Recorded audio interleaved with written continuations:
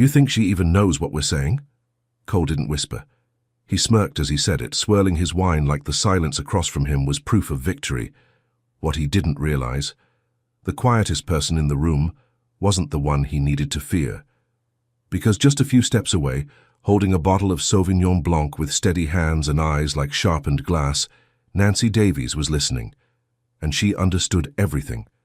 The restaurant was called Veritas, private, gilded, cold, a place where deals were whispered over Wagyu, and billion-dollar empires changed hands between bites.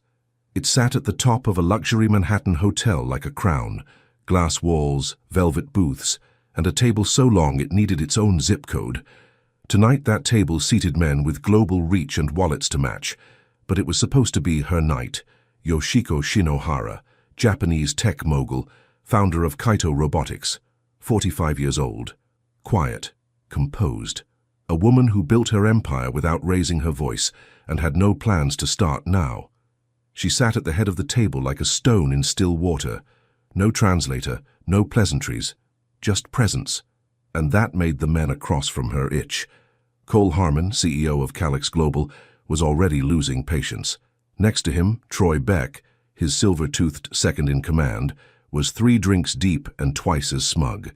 They'd arrived expecting submission, smiles, signatures. What they got was silence, unapologetic, regal, sharp as steel.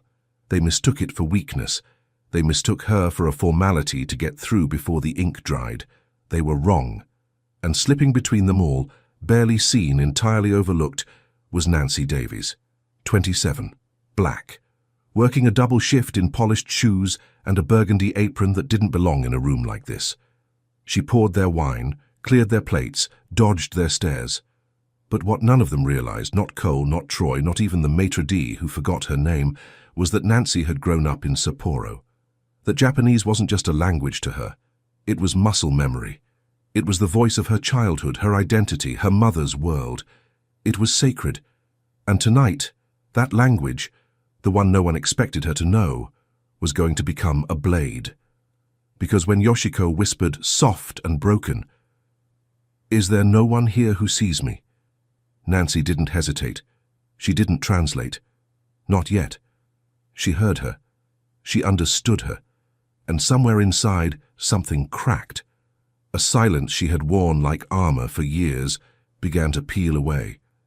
But before we begin, click subscribe, like this video, and tell us where in the world you're watching from. I hope this story reminds you, sometimes power doesn't speak first, but it always speaks last, because before Nancy Davies ever opened her mouth, she had already changed everything. They called it a partnership dinner, but everyone in the room knew what that really meant. Control, wrapped in courtesy, dressed in custom suits, served with a side of A5 Wagyu and $900 wine. Cole Harmon leaned back in his chair like he owned the building, one hand wrapped around his glass, the other gesturing lazily toward Yoshiko Shinohara. "She even understand a damn word we're saying?" He chuckled, not with humor, with certainty. Troy laughed louder. "Doesn't matter. A $2.3 billion buyout for some silent robotics queen? I'll take it. Let her nod all she wants." Nancy Davies tightened her grip on the wine bottle. Neither man looked at her. They never did. She was just the waitress, a blur in their periphery.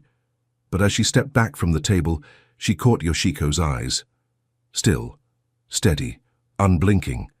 And behind that silence smiled something deeper. A quiet that wasn't passive. It was watchful. The Veritas room held its breath in velvet and crystal, 12 seats around a table that cost more than Nancy's annual rent. Cole sat at one end, radiating ego.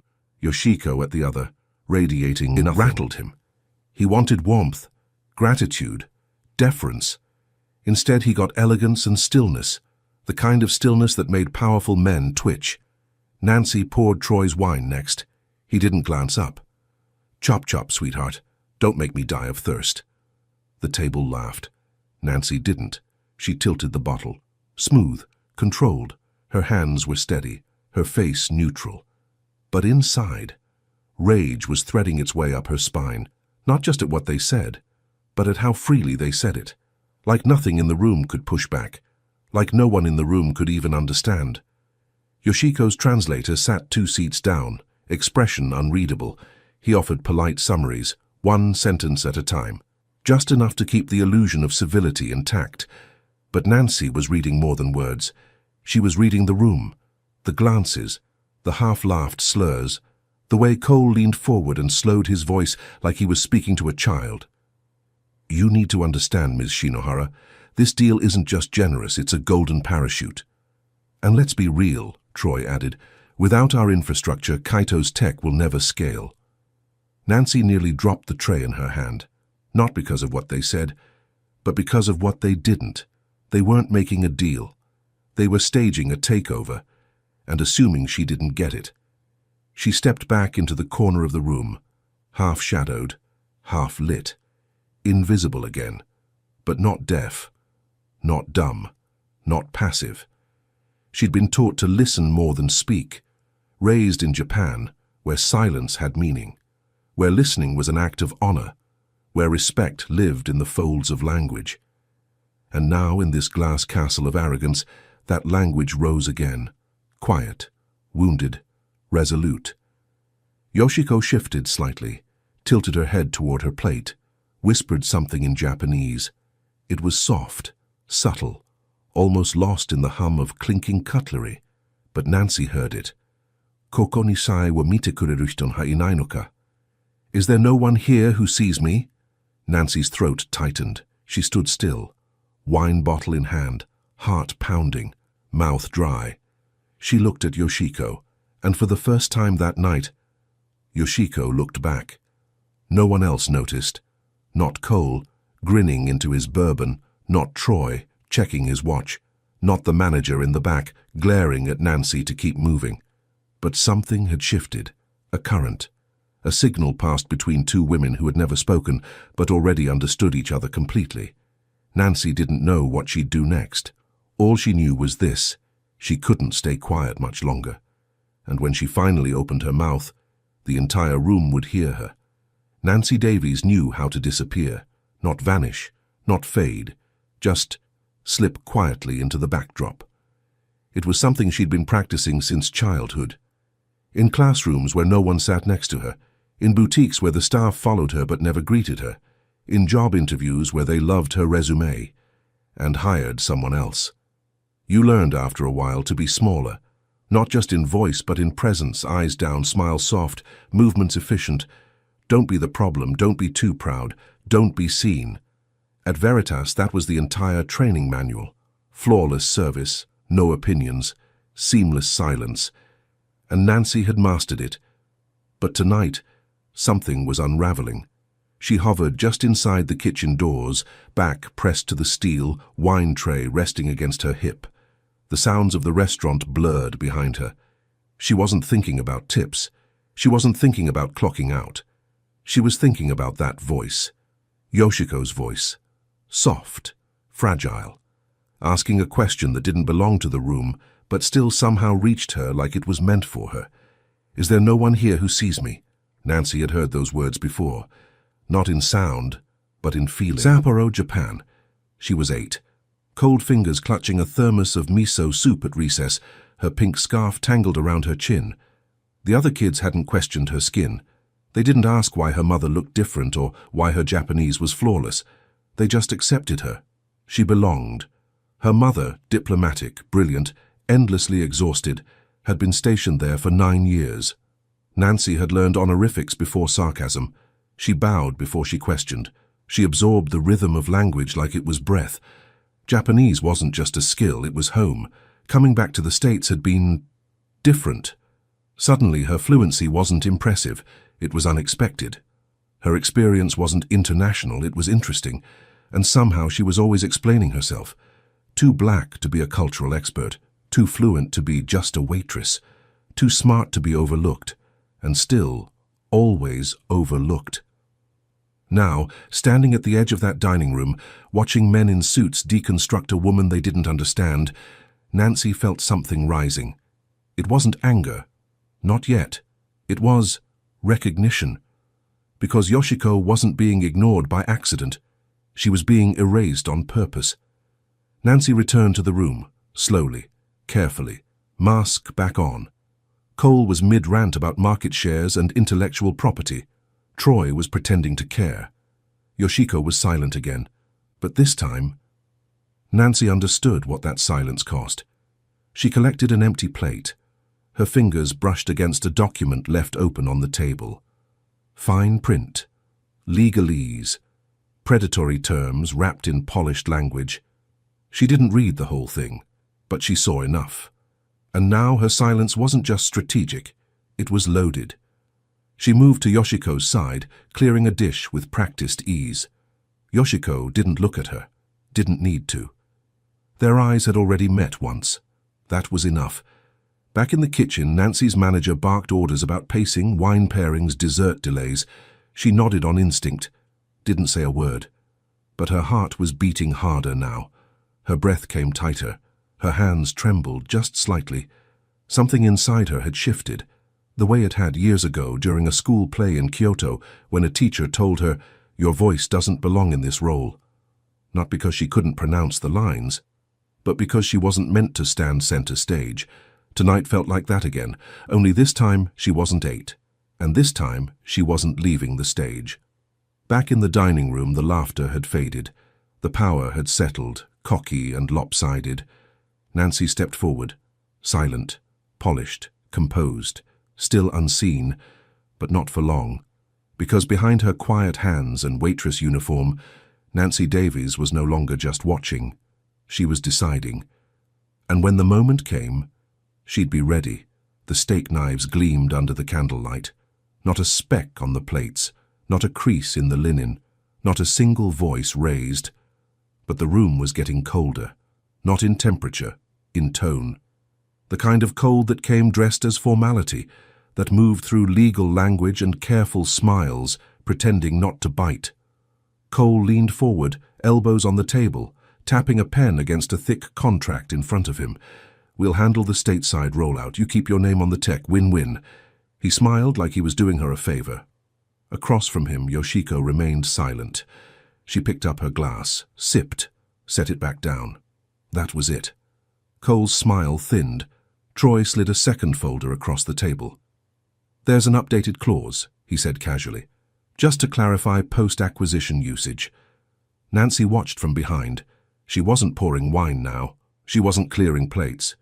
She was still, eyes locked on the document sitting just inches from Yoshiko's untouched dessert. Her manager would have snapped if he saw her pause like this, but he wasn't watching. No one was except Yoshiko. And Yoshiko's fingers hadn't moved. Nancy inched closer, her tray clutched against her chest. She didn't read every word, but she recognized the structure. A decade-long non-compete. An IP transfer clause so broad it might as well have said, "Everything she's ever invented now belongs to us." Buried in elegant font and phrases like efficiency, consolidation, and equity realignment. Predatory, dressed in politeness. Nancy had seen it before, not here, but in embassy meetings, in policy briefings she'd overheard as a child, in contracts whispered through diplomacy and disguised as generosity. This wasn't a merger, it was a silencing. Troy clinked his glass to Cole's. "We're practically teammates now." Cole laughed. Yoshiko didn't react, but Nancy saw it. A flicker, a subtle tightening at the corner of her mouth. The restraint of someone who knew exactly what was happening and exactly how little respect was being offered. Nancy took a step back, breathed, focused. Her instincts told her to stay quiet. Her training told her not to interfere, but her spine had gone rigid. She could feel it in her legs, in her chest, in her fingertips.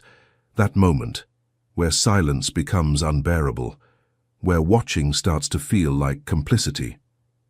Troy looked at Yoshiko and chuckled. "I mean, if there's anything confusing in the paperwork, I'm sure your translator can—" "Clarify?" Cole finished, flashing teeth. "We kept it simple, don't worry." Yoshiko blinked once, slowly. Nancy felt heat rising behind her eyes. It wasn't just arrogance, it was intent. They weren't miscommunicating. They were counting on miscommunication. Nancy stepped forward, just slightly. She wasn't sure what she was doing. She just needed to move. The translator sat still, hands folded. He hadn't touched the updated file. Yoshiko's hand hovered over it and then pulled away, not out of confusion, out of clarity. Nancy knew that kind of pause. It was the pause before surrender. The moment you weighed dignity against consequence, the room hummed with false civility. A cage, polished, padded, perfectly lit, but still a cage. And Nancy Davies, the girl who wasn't supposed to exist in this space, was standing at its edge, pulse pounding, breath shallow, every muscle screaming to speak. Not yet, but close. So close. Because this wasn't just about a contract anymore. It was about power. Who gets to speak? Who gets to be heard? And who gets to decide what silence means? The wine was beginning to run low. Nancy felt it before she saw it. Troy's eyes flicking toward the bottle, then toward her, like she wasn't a person, but a button that hadn't been pushed yet. She was already moving before he made a sound. Almost. Snap. Fingers. Sharp. Quick. Dismissive. Hey, sweetheart. More of that Sauvignon. Chop chop. The words hit like a slap wearing silk gloves. She froze for a fraction of a second. Not long enough for anyone to notice, but inside, something cracked. Nancy walked to the table, her hands steady, her steps silent. She didn't look at him, didn't smile.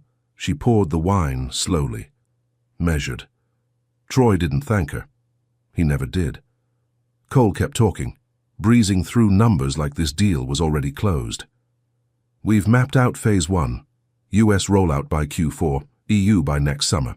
Assuming regulatory clearance, of course. He laughed at his own line. Yoshiko said nothing. Nancy refilled the glass. Still quiet, still invisible. But inside, her heartbeat was crawling up her throat. Troy leaned back in his chair, loose and smug. He cut his eyes toward Yoshiko and spoke louder now. Still no comment. You sure we didn't buy a statue? A couple of the other execs chuckled under their breath. Nancy's grip tightened around the neck of the bottle, not enough to break it, but almost. She turned to leave, and then she saw it. A new document slid halfway across the table. Different color tab, different font, smaller print. She caught a phrase. Transfer of proprietary algorithms upon signature. Her stomach dropped. She didn't need to read the rest. They weren't buying Kaito Robotics. They were trying to own Yoshiko, erase her code, her voice, her future, with a pen and a smile. Nancy stepped back into the shadows, the wine bottle cold in her hand. Her manager was watching now. She could feel it. The side glance from across the room, the invisible leash pulling her back into line. But it was too late. Something had changed. Inside her, the dam was starting to buckle. And then Yoshiko spoke, barely above a whisper, in Japanese. Jenshu wo hanaseru hito ha koko ni inai no ka? Is there no one here who speaks truth? Nancy's breath caught. She turned, not dramatically, not loudly, just turned, toward her. Yoshiko was staring directly at her now, not past her, not through her, at her. Nancy stepped forward, a single movement, deliberate, controlled. She set the bottle down on the white linen tablecloth, both hands. Then slowly, and she bowed. Not the kind of nod people give when they're sorry to interrupt. The kind of bow that came from memory, from reverence, from something deeper than apology. It was the bow of someone raised in a culture of respect, and done being disrespected. Every fork froze, every glass paused mid-air, every man at that table went still. Troy blinked.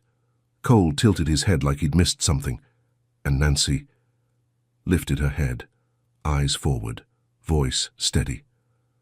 For the first time all night, she spoke. Shinohara-sama. May I translate? The silence that followed wasn't awkward. It was electric, like the room itself had been rewired. Yoshiko's eyes didn't widen, she didn't smile. She simply nodded. Once, slowly, and just like that. The room flipped. Nancy Davies was no longer invisible. She was no longer just the waitress. She was a weapon, and her voice had just been unsheathed. Nobody moved. The wine stopped mid-pour. The knives hung in the air like questions, and Nancy's voice, calm, clear, unexpected, cut through the hush like silk slicing paper. "Shinohara-sama, may I translate?" Yoshiko's eyes never left hers. A single nod, quiet, measured. That nod shattered the room. Troy's mouth parted like he was about to speak, but no sound came out. Cole leaned forward slowly, like the table was suddenly unstable beneath him. "You speak Japanese?" he asked. Not curious, accusing, like her fluency was theft. Nancy didn't answer him. She turned back to Yoshiko, bowed once more, then stood tall. "With your permission, I'd like to interpret your response to their proposal." Yoshiko folded her hands. She didn't smile. She didn't blink. "Hi," she said. "Please." Nancy faced the table. 12 seats, 12 men who had spent the last hour laughing, negotiating, mocking, assuming. Her voice didn't tremble. "Ms. Shinohara would like to clarify that she has read every clause in the contract and that she understands fully." She paused. Eyes met hers, narrowed, blinking, shifting. She let the silence sit for a moment. She also requests the removal of the non-compete clause, the IP transfer provision, and the relocation restriction disguised under Section 14.3. The room cracked, right down the center. Cole reached for his bourbon but missed the glass. Troy leaned forward. Wait, what are you even—" "You buried it in subclauses," Nancy said, still even. "Language designed to be missed, unless someone knew what to look for." Her hands were steady at her sides. She found it. A low cough came from the translator, who hadn't moved since Nancy stepped in. Yoshiko gave him a single glance. He lowered his head. Troy recovered first. "This is highly inappropriate," he barked. "She's a waitress." Cole raised a hand. "Hold on." He looked at Nancy like she had just crawled out from under the rug with a secret he'd left behind. "Where did you learn Japanese?" "Sapporo," Nancy answered. "I lived there for 10 years. Another silence, this one heavier, more uncertain. "And I'm not just a waitress," she added. "Not tonight." The table seemed smaller now, the chandeliers dimmer. Nancy glanced down at the open document, so neat, so curated, and then back at the men who wrote it. "This contract doesn't reflect a partnership," she said. "It reflects a trap." Her voice never rose. It didn't need to. "And Ms. Shinohara deserves the truth. Not a translation filtered through diplomacy, but the truth." She turned back to Yoshiko. A softer bow. A private moment in a public war. "Shinohara-sama," she said in Japanese. "Do I have your trust to continue?" "Yes," Yoshiko replied. "Please, say everything." Nancy turned, not to explain, to reveal. Clause 9.4 allows for indefinite usage of proprietary software, without credit, without compensation. Clause 11.2 restricts her from developing future technologies without your written approval, even if she walks away from this deal. Every face shifted. Some flushed, some paled. The power was slipping, they could feel it. And Nancy was still speaking. "You're not offering her a partnership. You're offering her silence, disguised as synergy, covered in compliments." She stepped back, hands at her sides, eyes unwavering. "She says no." The room collapsed into stunned quiet. Cole didn't move. Troy sat back in his chair like the ceiling had dropped 2 inches. Nancy waited, calm, composed. She had more to say. But not yet. Not until someone else broke the silence. And in the space between what had just happened and what came next, you could feel it. A reckoning had entered the room. Silence stretched across the room. But it wasn't empty, it was loaded, with tension, with confusion, with something dangerously close to panic. Troy shifted first, reaching for a napkin he didn't need. Cole's mouth opened slightly, like he was still deciding between outrage and damage control. Nancy didn't flinch. She didn't backpedal. She stepped closer to the table. "There's more." No one told her to stop. No one could. Clause 12.1 grants indefinite license to all existing and future AI models under Kaito's umbrella. without attribution. Clause 15.7 restricts public commentary from Ms. Shinohara for up to 10 years on any topic related to the company or its technologies. She let that sink in. It's a gag order. And a theft, wrapped in flattery, hidden behind translation. Across the table, Yoshiko remained still, but something in her face had shifted. Her silence no longer looked cautious, it looked sharp, intentional, alive. Troy stood. This is a breach of protocol. She's not authorized to— No, Nancy interrupted. She's finally being heard. Her voice was still soft, but steel was threading through every word now. You didn't want a partner, you wanted a name, a face for your press release, and the second she signed, her voice disappeared. Nancy turned to Yoshiko again. The room watched, unblinking. Would you like me to continue, Shinohara-sama? Yoshiko looked toward her translator, then toward Nancy. Yes, she said. Please continue. Nancy reached forward and turned the page. One flip. That's all it took. At the top in bold, retention of ownership rights, international clauses. Clause 18.3 transfers full control of Kaito's neural interface blueprints to Calyx, effective immediately upon signing. No option for reversal, no clause for retraction. She looked at Cole. You knew she wouldn't agree to that, that's why you counted on the silence. That's why you counted on her needing you. Cole stood now too, his voice tighter than before. I don't know what you think you're doing. I think I'm saying what no one else in this room had the courage to. Nancy's eyes didn't leave his. I think I'm translating exactly what she's too polite to say herself. Behind her, a quiet click. A small device slid onto the table, black, round, unassuming. Yoshiko reached forward and pressed play. A voice echoed through the room. Cole's. She won't read it, just nods and signs. Sushi doll doesn't even blink. Then Troy's laugh. Let's just get her to ink it and celebrate. By the time she figures it out, we'll own her code and her silence. Then static. Then nothing. No one moved. The chandeliers above them suddenly felt too bright, too exposed. Nancy watched as the men's faces turned colorless. She didn't speak. She didn't have to. Everything was already loud enough. Yoshiko leaned forward for the first time all night, calm, collected, clear. She spoke in English. Now that we all understand each other, I'll be renegotiating. With her. She looked directly at Nancy. No one argued. They couldn't. And somewhere behind them, footsteps approached. Fast. Angry. Nancy's manager. Storming in with a voice already raised. And a consequence she didn't yet know was about to miss its mark. The room didn't breathe. The last words still hovered in the air like smoke. I'll be renegotiating. With her. Nancy didn't move, didn't speak. Her heartbeat filled her ears, but her body stayed still. It was done. The lie was exposed. The balance shattered. And then, the door slammed open. Nancy! Her manager's voice sliced through the silence, loud, angry, familiar. He stormed in red-faced, gripping a towel like a weapon and waving toward the table as if no one important was sitting there.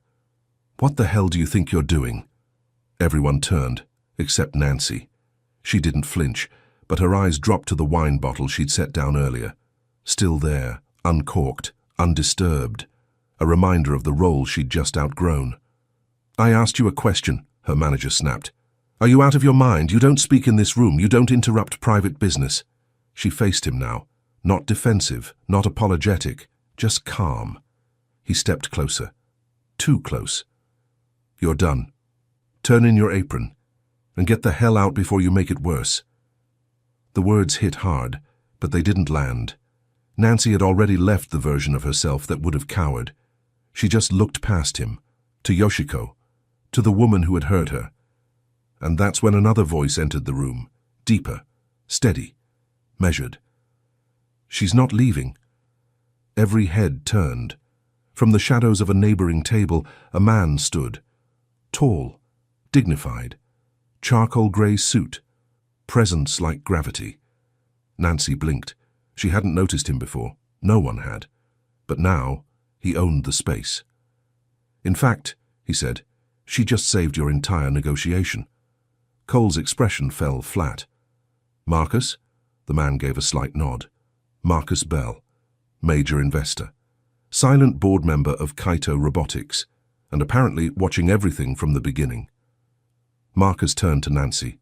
His tone softened, but never lost authority. Miss Davies, I've been listening, and I want to personally thank you and for protecting the integrity of this company. He turned back to her manager, and I'm going to be very clear. If she walks out of this restaurant without respect, compensation, and protection, there will be consequences far beyond your payroll. The manager's jaw locked. She's a waitress. She's a translator, Marcus said, a cultural strategist, and after tonight, something more. Troy sat frozen. Cole looked like he'd swallowed glass. Yoshiko hadn't moved since she spoke. She didn't need to. The room had already turned in her direction. And Nancy? She was still standing in the same spot. But the ground beneath her had changed. She was no longer on the defensive, no longer shrinking. She wasn't asking for permission. She wasn't waiting for approval. She was being seen. Her manager backed away without another word. Nancy looked down at the apron tied around her waist. She untied it, folded it once, and laid it gently on the service station beside her, not because she was finished, but because she was ready. And when she looked back up, every eye was on her, not out of curiosity, not surprise, but recognition. Nancy stood in silence. No tray, no apron, no orders to follow. Just her breath, steady in her chest, and the weight of 12 stunned men staring back at her like she'd rewritten gravity. Across the room, Troy reached for his bourbon with a trembling hand. He missed the glass. Cole had stopped blinking entirely, and her manager, gone, disappeared through the service doors without a word. Marcus Bell stepped closer, still calm, still composed. Miss Davies, he said, you've done more in 10 minutes than this team managed in 2 months. Nancy said nothing. She wasn't used to being praised out loud, especially not in rooms like this. But something in Marcus's tone made it land differently, not performative, not patronizing, genuine. You didn't just translate words, he said. You protected intent. You preserved dignity. You saw what no one else bothered to. Then he turned to Yoshiko. Miss Shinohara, your move. Yoshiko stood, for the first time all night. She didn't adjust her sleeves. She didn't clear her throat. She simply stepped forward, graceful, grounded, until she was standing beside Nancy. Then, with every man still watching, she reached out and gently took Nancy's hand. You saw me, she said, when no one else would. A pause. Then softly, would you allow me to return the favor? Nancy blinked. The room disappeared. Just her and Yoshiko now, the woman she'd once only served from a distance, now standing beside her, like an equal. Yoshiko turned to Marcus. Extend her a formal offer. He nodded. With pleasure. Then to Nancy. How would you feel about joining Kaito Robotics as an executive liaison and cultural strategist? A silence. But this time it was warm, alive. Relocation included, Marcus added. Tuition assistance, housing, 6-figure salary. Nancy's lips parted. She tried to speak, but nothing came. Not at first, because for so long her voice had been buried under everyone else's, but now it returned, shaky, small, but hers. I'd be honored. No one clapped, no one dared. The same men who had laughed at her, snapped their fingers, ignored her presence, now watched her walk out of the service corner and she didn't raise her chin, didn't gloat, didn't boast.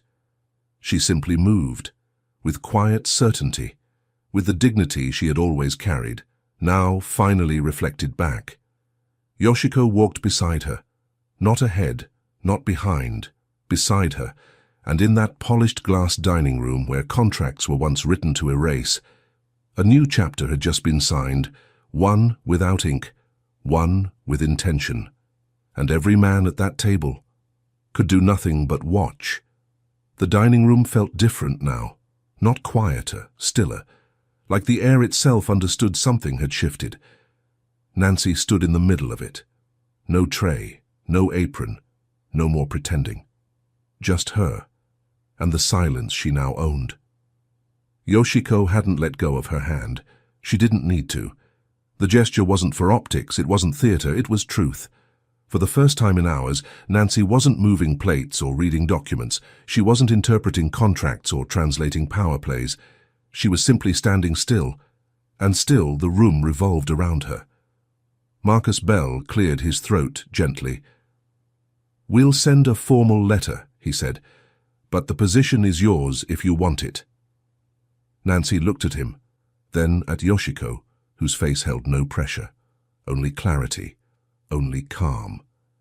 "Executive liaison," Marcus continued. "Full relocation. Flexible start date. We'll cover the remainder of your graduate program, wherever you choose to attend." He paused. "Salary starts at 180. For a moment, Nancy didn't speak. Not because she didn't want to, because she didn't trust her voice not to shake.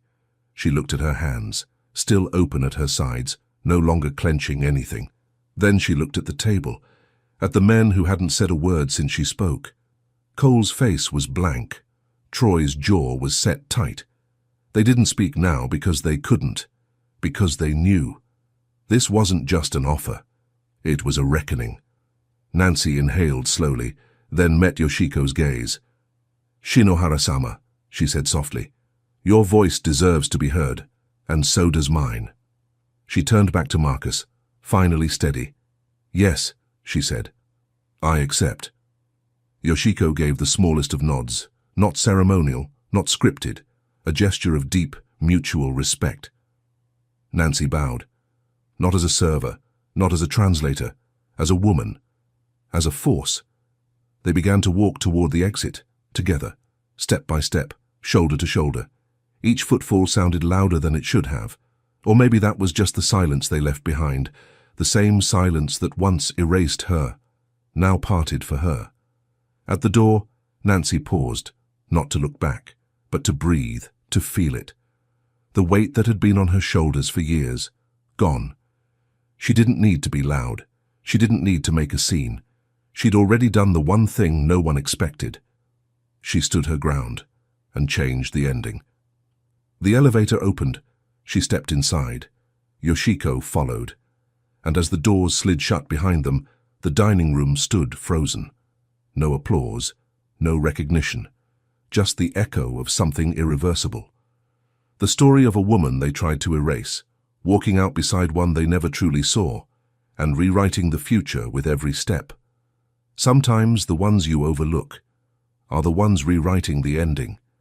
He had accepted it, that his daughter would never walk, that no amount of money or medicine could change what the doctors said. But that morning when he came home early, he heard a sound he hadn't heard in years. Laughter. And when he opened the nursery door, what he saw broke him. His daughter was in the air. Her legs were moving. And the maid, just the maid, was holding her like a promise God hadn't forgotten. Frank Hudson didn't plan to come home that morning. The meeting in Seattle had fallen through. The roads were quiet, the fog low. He didn't even tell his driver. He just drove. The house was still the same glass, marble, silence. Big enough for 20 people. Empty enough for grief to echo through the halls. He stepped inside, dropped his keys. No voices, no footsteps. Just the usual stillness. Until he heard it. A sound. Faint at first. Then clearer. Laughter. High. Joyful. Childlike. Frank froze. He hadn't heard that sound since the day she was born. He walked slowly up the stairs. Not rushing, not breathing. Drawn forward by something he couldn't explain. When he reached the nursery door, it was slightly open. And inside, Sharon the maid lay on the floor. On her back, feet in the air, holding his daughter high above her. Diana was laughing. Alive. And her legs, the legs he'd been told would never move, were kicking. Small, shaky, but real. Frank leaned into the doorframe like he might fall. He didn't speak. He didn't cry out. But something in him broke. The part that had stopped believing. The part that buried his wife and gave up on God. The part that turned his home into a machine and called it safety. In that moment, watching a maid do what science never could, Frank realized God had never left. He had just been waiting for him to come home. Before we begin, I want to ask you something. Have you ever stopped believing? Have you ever accepted the pain because it hurt too much to keep hoping? If this story touches you, click subscribe, like this video, and tell us where in the world you're watching from. Because someone out there needs to hear what you're about to see. That miracles don't always come through money. Sometimes they come through maids, mercy, and the quiet whisper of God saying, "I haven't forgotten you." Frank didn't tell anyone he was coming home. The meeting had been cancelled. The pitch didn't go well. So he drove. No driver, no music, just the sound of tires on wet road, and a kind of silence he'd gotten used to. When he pulled into the driveway, the house stood still. Big, quiet, cold. He stepped inside, put his keys on the table, took a breath. He wasn't sure why it felt heavier that day. Maybe it was the fog outside. Maybe it was the memories that seemed to linger in the walls. Or maybe it was just one of those mornings. Nothing moved. Just the usual stillness. The kind you stop noticing after a while. And then, a sound. Faint, light. A kind of laugh that didn't belong in this house anymore. He stopped walking, tilted his head. There it was again. Laughter. Soft, real. Not from a screen.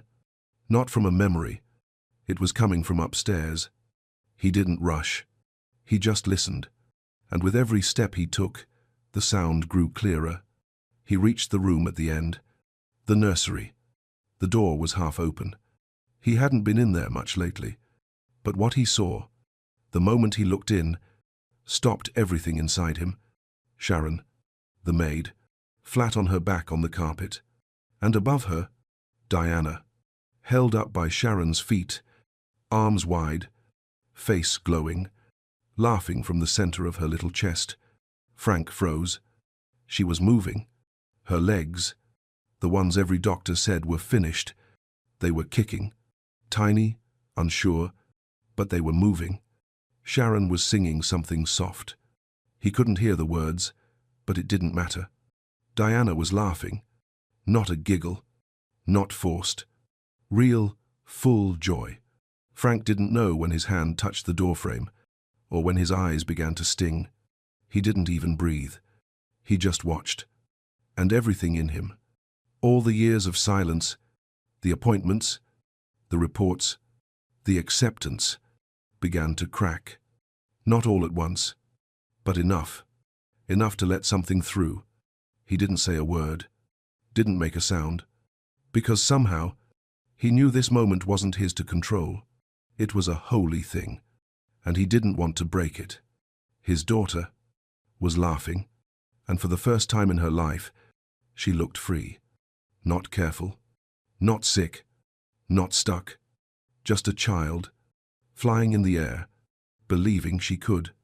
He watched as Sharon brought her gently back down, cradling her like she'd known her forever. Diana's tiny fingers reached up and touched her face, and Sharon smiled, like this was just another day. But to Frank, this was the first day. He had seen his daughter, alive. He tried to hold it in, the tightness in his chest, the way his throat burned. But he couldn't. Tears ran down without asking, and somewhere in the back of his mind, where God had gone quiet for a long time, a whisper rose. Something like, "I still see her," or maybe, "I never left." He didn't know for sure. He just knew something was happening in that room, something no specialist ever gave him, something no checkbook ever bought. He stayed at the door, watched his daughter laugh again and again, and for the first time since the hospital, he wasn't thinking about what was broken. He was watching what was waking up. And just before he turned to walk away, he heard Sharon's voice, soft and full. "Come on, baby girl. Fly a little higher. Frank didn't go back to the nursery that day. He stayed quiet, watched from a distance, then slipped away before they noticed. He sat in the kitchen with a cold cup of coffee, staring out the window, trying to make sense of something that didn't come with answers. He didn't even tell Sharon he'd been home. Not yet. He didn't know what he'd say. For hours, the image kept playing in his mind. Diana, mid-air, laughing. Her legs, weak but moving. And Sharon, holding her like she'd always known how. He hadn't felt that kind of hope in years, and part of him didn't trust it. Frank Hudson hadn't always lived in silence. Before Diana was born, his life was full of movement. He built things, broke records, raised funding rounds in his sleep. People called him a genius, a visionary. But when his wife died during childbirth, everything stopped. They said it was complications, said she was too weak, said they'd done their best. But in the end, all he had was a newborn daughter hooked up to more machines than any child should ever see. Born too early, too small, too fragile, and the silence began there. He remembered those nights in the hospital, staring at her through the glass, his hand pressed against it like he could will her to stay. He didn't pray. Not really. Just stood there, whispering things no one heard. And when they finally told him her legs were damaged, that she'd never walk, he nodded. Didn't cry. Didn't argue. Just accepted it. He went home, shut down the nursery they'd been decorating together, and turned one of the guest rooms into a private care space. The therapists came, the best ones. The machines arrived, quiet, expensive things that beeped and scanned, but nothing changed. She didn't move, not the way they hoped. And one by one, the specialists left, each with the same sentence. You'll need to make peace with this. So he did, or tried to. He buried himself in work, lived in airports and conference rooms, told himself it was better this way. He couldn't fail if he didn't try anymore. And then, 2 weeks ago, Sharon came. A quiet hire through an agency. No resume that stood out, no impressive titles. Just a calm voice on the phone saying she was good with children. He didn't ask questions, just signed the papers and moved on. He hadn't even spoken to her properly since the day she started. Only saw her in passing, a nod, a quiet, "Thank you." He didn't expect her to stay long. No one did. Most couldn't handle the silence, or the weight of a little girl who didn't speak much, or the stillness that filled every room like dust. But Sharon stayed, and she didn't just clean. She hummed while she worked, left the windows open to let the breeze in, started bringing in little things, a soft blanket, new books, paper butterflies taped to the walls. Frank noticed, but he didn't say anything, didn't know how. And now, he had no idea how to make sense of what he saw that morning. The next day, he stood in the doorway of the living room as Sharon folded laundry. She didn't look up, didn't rush, just kept working. After a moment, he spoke. "I was home yesterday." Her hands paused, then she folded another shirt. "I saw you," he said, "with Diana." She finally looked at him. Not nervous, not flustered, just steady. "You weren't supposed to be back yet," she said gently. He nodded. I heard her laughing. His voice caught on that word. Laughter. She smiled. "She has a beautiful laugh. I think it's been waiting." Frank didn't answer. The room felt still again, but not cold. More like something fragile had just been placed between them. "I don't know what I saw," he said quietly. "Her legs, they were moving," Sharon finished. "Yes, sir, they were." She didn't say it like a miracle. She said it like a fact. "You're not a therapist," he added, his voice sharper than he meant. She shook her head. "No, I'm not." "Then what were you doing?" Her eyes didn't flinch. "Loving her," she said. "Believing with her. Sometimes the body moves when it finally feels safe." Frank didn't respond, because deep down, he didn't know how to believe in that. Not yet. But something in her words stayed with him. Long after she left the room, he stood there alone, looking at the shirt she'd just folded, small, pink, with tiny stars on the sleeves. The next morning, Frank stood outside the nursery door again. He didn't mean to. He wasn't even sure why he'd stopped walking. But there he was, coffee in hand, heartbeat heavier than usual, just listening. Inside, Sharon was singing. It wasn't loud, just a hum, really. Soft and steady, like something she wasn't trying to perform.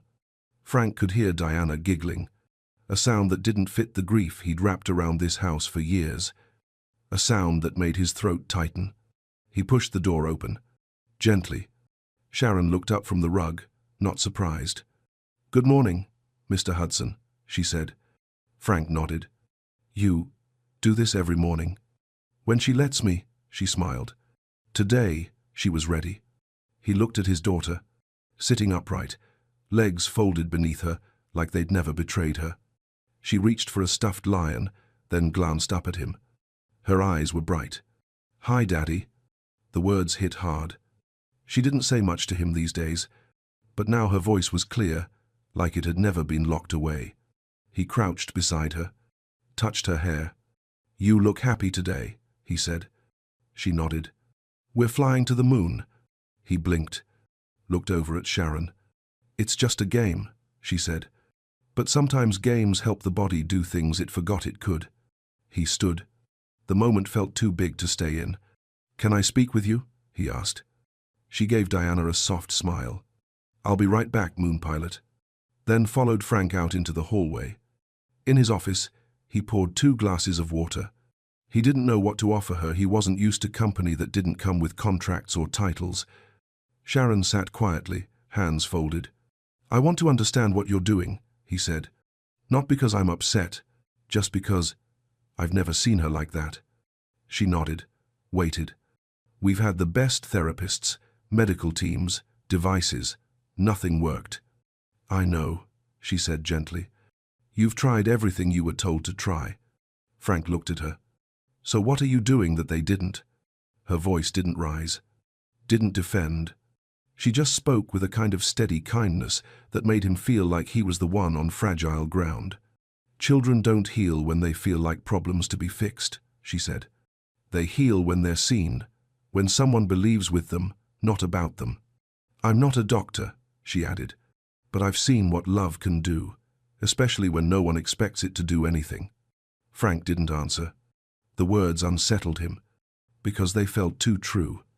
"My cousin," she said suddenly, eyes softer now, "was born with something the doctors couldn't name, couldn't treat. They said she'd never walk either, but we didn't listen." "What did you do?" he asked. "We played," she said. "We told stories. We made up kingdoms and quests and flying trees. And every time she kicked her foot, we cheered like the sky was falling. It took years. But one day, she stood up, just like that, and walked into the kitchen like it was nothing." Frank looked away. "You think this is the same?" "I think every soul wants to be believed in," she said. "And I think Diana's been waiting for someone to believe out loud." He didn't know what to say. He wasn't used to being the one who didn't have the answers. But in this moment, he felt it. The quiet pull of a truth he couldn't explain. "Why didn't you tell me what you were doing?" he asked. "Because I didn't know if you'd want it," she said, without blame. "This house has been quiet for so long. I didn't want to break what you'd made peace with." That last line hit hard, because somewhere deep in him, he had made peace with it. With the silence, the stillness, the loss. But now, she laughed, he said, almost to himself. She laughed like she wasn't afraid anymore. Sharon smiled. "That's the first step. The body follows the heart." Frank stood still for a long time after she left the room. He looked down at the glass of water in his hand. Still full, untouched, like he didn't know how to drink from a world that was suddenly moving again. The house didn't change overnight, but it started to feel different. It wasn't loud. It wasn't full. But something had shifted. Frank noticed it in the mornings. The way the nursery door stayed open just a little longer. The way Diana's voice rose like sunlight through the walls. She was laughing more now, talking more, moving, not walking, not yet, but reaching, lifting. Tiny victories tucked inside, moments no one would have noticed, unless they were looking. And Frank, he was looking. He started waking up earlier. Not for calls, not for meetings, just to listen. Some mornings, he sat on the stairs, coffee cooling in his hands, quiet as the house around him, listening to the sound of Sharon and Diana playing. Sometimes it was singing, sometimes it was a story. But always, it was alive. And that life made him ache in a place he hadn't touched in years. He didn't step into the room often. Not yet. He stayed near the edges, close enough to see, far enough not to be seen. Something about it felt easier that way. He wasn't sure if it was guilt, or fear, or both.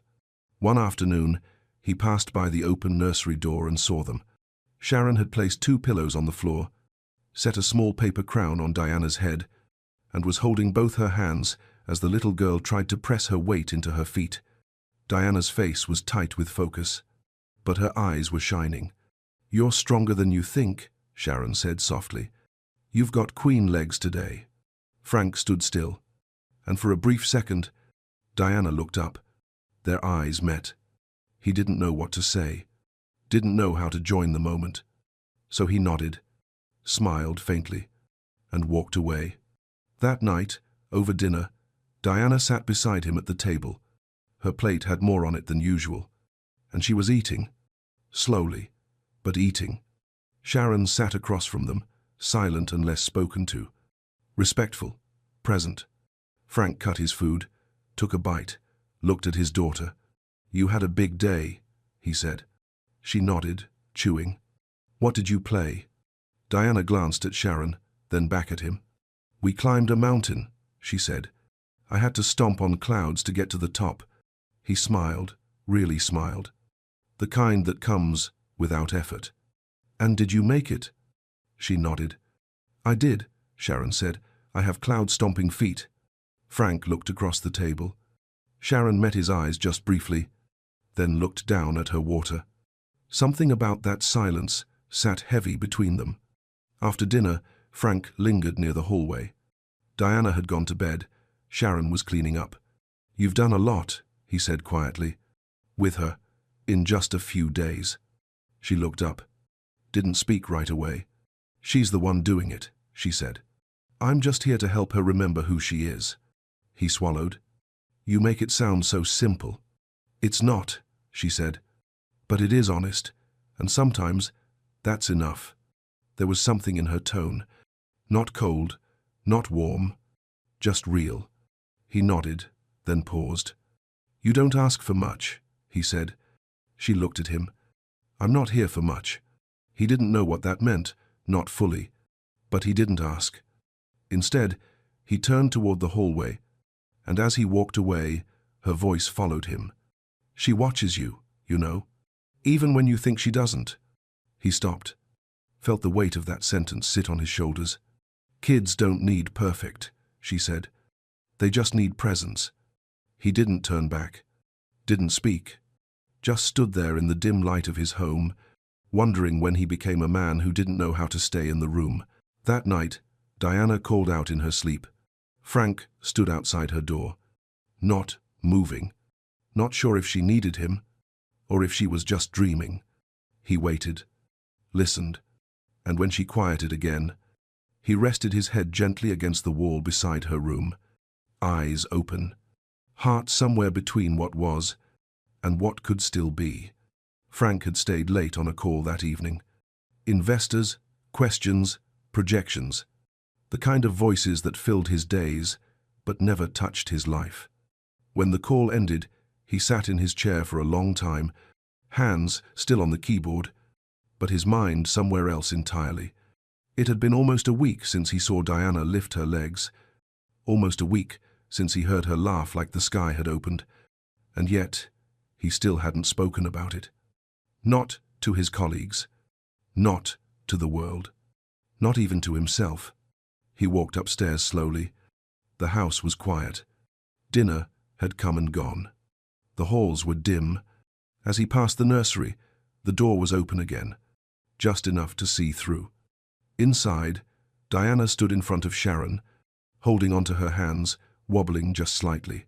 Frank stopped breathing.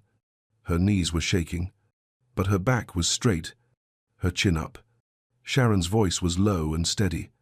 "Push through your toes, sweetheart, just like we practiced. I'm here. I've got you." Frank didn't move. He didn't dare. He just watched. Diana's fingers tightened around Sharon's. She shifted her weight.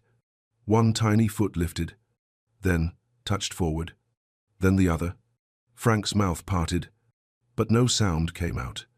Diana took one more step, her body trembling with every inch, and then collapsed softly into Sharon's arms. And just like that, she laughed. Full, giddy, unafraid. "I did it," she said. Sharon held her close. "Yes, you did, baby girl, yes, you did." Frank stepped back from the doorway. He leaned against the wall, hand over his mouth, eyes burning before he even knew why. He slid down, sitting on the floor outside the nursery, trying to hold together something that was already breaking open inside him. He had watched years pass without this, sat through appointment after appointment where no one believed this would happen, watched his daughter fade into silence, watched himself disappear into work. And now, on a quiet night, with no medical team, no machines, just a child, a woman, and a bit of belief. She took 2 steps, and Frank was the one who fell. Later, Sharon came out with Diana in her arms.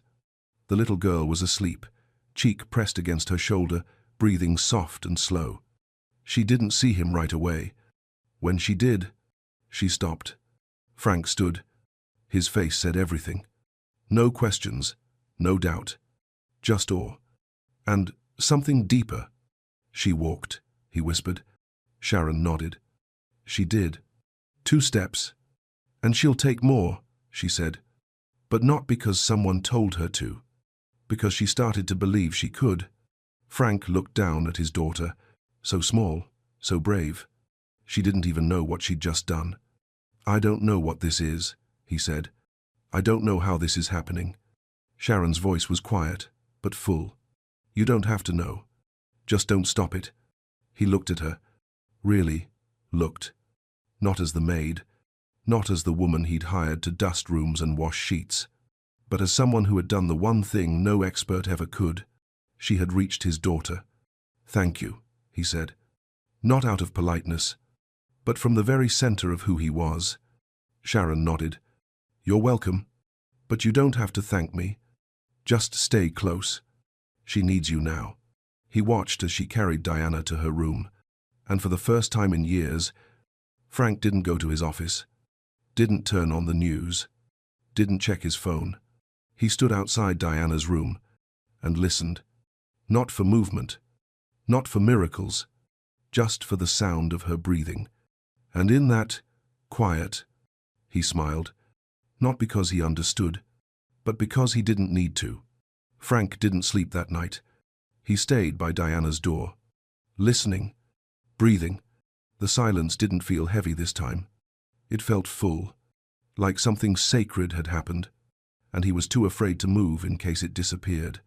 By morning, reality came knocking, just like it always did. He made a call, quiet, careful, to his private physician, the one who'd seen Diana since birth. "Something's changed," Frank said. "You need to see her." Dr. Keller arrived the next afternoon. Professional, polished, clipboard in hand, questions already forming before he even stepped inside. Diana was shy at first, clung to Sharon's leg, eyes wide. But Sharon whispered something soft, and Diana nodded, then sat on the floor. "She stood yesterday," Frank said, his voice careful. "Took 2 steps. Dr. Keller didn't look surprised. He looked cautious. "Was it spontaneous movement or intentional effort?" he asked. Frank blinked. "She walked," he repeated. "We'll run a few tests," the doctor said, "just to get a clearer picture." The room filled with quiet tension. Sharon stood nearby, silent, watching. Frank watched her. She didn't interrupt, didn't argue, but something in her face changed. Diana tried her best, lifted her legs, wiggled her toes. But the mood in the room was different. Clinical, observed, measured. She looked up at Frank. He gave her a smile, but it didn't reach his eyes. After a few minutes, Dr. Keller closed his folder. "It's possible," he said carefully, "that what you witnessed was an isolated motor spike. Reflex, not function. Unpredictable. And likely temporary." Frank's heart sank. He felt it, the old language pulling him back, the way professionals wrap pain in gentle words. "So, it wasn't real?" he asked. "I didn't say that," the doctor replied. "But in these cases, it's best not to raise expectations." Sharon stepped forward, quiet but clear. "What about what he saw? What she felt? That doesn't show up on a chart." The doctor glanced at her, then at Frank. "Who is she?" Frank answered without thinking. "She's the one who helped Diana move." The doctor sighed. "Mr. Hudson, I know how badly you want this. But spontaneous recovery in cases like hers, it's extremely rare." "And yet it happened," Sharon said softly. The words hung in the air. Not defiant. Not loud. Just true. But Frank said nothing. And that silence, that moment, was where something cracked. Not between them, but inside Diana. That evening, Diana was quiet.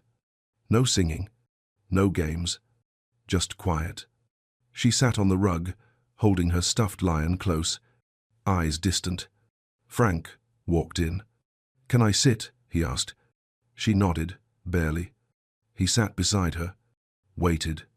"Did I do something wrong?" she asked suddenly. The question sliced through him. "No, sweetheart, no." His voice broke on the last word. She looked down. The man said it might not be real. Was it pretend? Frank reached for her hand, held it gently. "I saw you," he whispered. "I saw you fly." Tears gathered in her eyes. "Then why do you look like it's not true anymore?" Frank didn't have an answer. Not one he could speak. He had spent years living in logic, building certainty, funding answers. But now, when it mattered most, he didn't know how to hold the fragile thing that hope had become. He stood slowly. "I'll be right back," he said.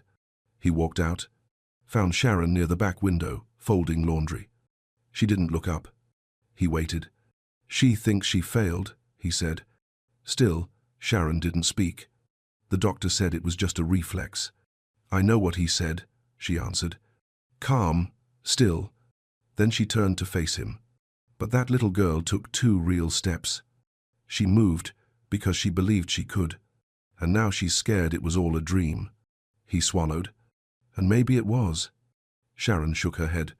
"No, Mr. Hudson. The dream isn't the danger. It's what happens when no one believes it's possible."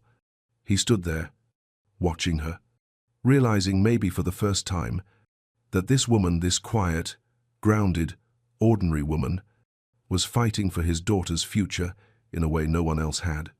And he was still standing on the sidelines. The next 2 days were quiet, too quiet. No laughter floated down the hallway. No singing from the nursery. Just the soft sounds of a child retreating back into herself. Diana didn't ask to play, didn't try to stand. She lay on the floor most of the time, her favorite blanket pulled up to her chin, the lion tucked against her cheek. Sharon stayed close. Never pushed. Just stayed like steady ground beneath a fragile world. Frank watched it all from a distance, just like before, and the silence started to feel familiar again. Like the house was slipping back into what it used to be. That night, Frank stood in the doorway of his lab, the space he once believed would hold answers. It was clean, organized, machines lined the walls, tables with untouched prototypes, blueprints that once carried his last threads of hope. But now, he couldn't feel anything in here. Not purpose, not power, just emptiness. He ran his fingers along the edge of a metal frame, cold, unmoved. This room had been built to fix things, but not everything broken wants to be engineered back to life. Some things need to be held, seen, Believed in, not solved. And suddenly, it hit him. He had never created a space where his daughter could grow, only one where she could be monitored, measured, managed. The next morning, he found Sharon in the nursery, quietly folding away a set of hand-drawn adventure cards. "What are those?" he asked. She looked up. "We made them last week. Every move she made, we gave it a story. One for every tiny win." Frank stepped closer. One card read, "Climbed the mountain of wiggle toes." Another, "Crossed the river of almost standing." Each one was drawn in crayon, some with Diana's handwriting. Frank picked up a card, stared at it. Something in his chest shifted, softly but completely. "She stopped believing in these," he said. Sharon didn't correct him, didn't rush to give hope. She just let the silence speak for itself. Frank placed the card down. "I want to change the lab," he said. She looked at him. "Into what?" He paused. "Something that doesn't need wires. Something soft, real, for her." Sharon waited. "You want help?" she asked. Frank nodded. "Please." By the end of the day, the machines were gone. Not trashed, not destroyed. Just moved aside. They brought in soft lights, rugs, a bookshelf of storybooks, a small swing that hung from the ceiling beam. Sharon strung fairy lights along the wall and pinned Diana's drawings in the empty spaces. A beanbag became a cloud chair. Pillows became stepping stones across lava floors. A mirror was added, low to the ground, so Diana could see herself move. Not for progress, not for proof, but for pride. When Diana came in that evening, she stopped at the door. Her eyes widened. She stepped forward slowly, looked around. "What is this?" Frank crouched beside her. "Your new room," he said. "A place to move and play and fly again." She turned to him. "Even if I fall?" His voice caught, but he answered, "Especially if you fall." That night, she asked Sharon to read her a story. Then, for the first time, she asked her father to stay in the room. He sat on the floor beside them, legs crossed, watching the light dance across the walls as Sharon read softly. Diana leaned against him halfway through, small, warm, trusting, and he let himself lean back, not into certainty, but into presence. Later, when the house had gone quiet again, Frank stood in the doorway one last time, the new room behind him, soft, glowing, alive. He looked over his shoulder. "Thank you," he said. Sharon smiled, but didn't respond with words. She didn't need to. Some things don't need fixing. They need space to grow. And finally, Frank had made room. It had been 3 weeks since Diana took her first steps. Since then, there were more. Not every day, not always steady, but they came one after another. Tiny, trembling, but real. Frank watched each one like it was a sunrise. Soft, slow, sacred. He didn't miss them anymore. Because now, he was there. Sharon had started calling their mornings missions. Each day had a name. Stomp the Sunday. Kick the clouds. Reach the window. Every time Diana moved, it wasn't therapy. It was part of the story. And she was the hero. And for the first time since her birth, Frank wasn't building labs. He was building memories. On her 4th birthday, the sky was soft and blue. Not loud. Not showy. Just kind the way the world sometimes is when it's trying to apologize. Sharon had been preparing something special for days. She called it the Meadow Walk. Not a test, not a goal, just an adventure. A path through the garden, 10 small stepping stones lined with flowers, leading to the wide-open patch of grass where the sun waited. Diana stood at the edge of it, wearing a pink sweater and a crown made of paper and ribbon. Her hands trembled slightly, but her eyes were bright. Frank stood a few steps behind her, not leading, not hovering, just there. Sharon knelt beside her. "You don't have to make it to the end," she said. Just take it one stone at a time. Diana nodded. The wind moved gently through the trees. The garden held its breath. She stepped forward. 1 foot, then the other. The first stone, then the next. Frank didn't speak. His hands were at his sides, open. He wasn't ready to catch her. He was ready to let her go. By the 4th stone, Diana's arms were shaking, but she kept moving. By the 6th, her knees wobbled. Frank took a small step forward, but Sharon held up a hand, gentle, steady. "Let her finish her story," she whispered. On the 7th stone, Diana paused, looked back. "Daddy," she called. Frank stepped closer, kneeled down so she could see him fully. "I'm right here," he said. "You've got this."